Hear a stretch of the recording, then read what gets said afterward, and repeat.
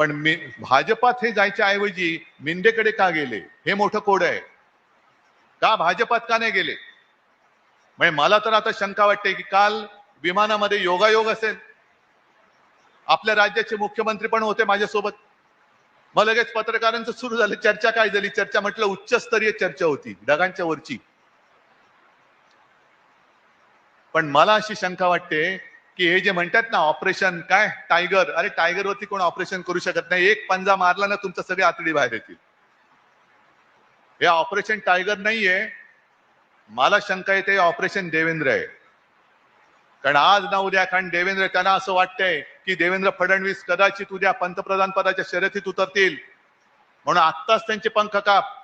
महाराष्ट्रातून एकही माणूस दिल्लीपर्यंत पोहोचता कामा नये, म्हणून त्याला तिथल्या तिथे गुंतवून ठेव, म्हणून शिवसेनेचे खासदार फोडून अमित शहानी त्यांना या मिंद्याकडे पाठवल्यात. हा माझा स्पष्ट आरोप नाही, माझा समज आहे. असू शकतो की नसतो. नाहीतर काय होतं, आता निवडणूक थोडीच आहे, निवडणूक नाहीये. मग कशासाठी तुम्ही माझे खासदार फोडले?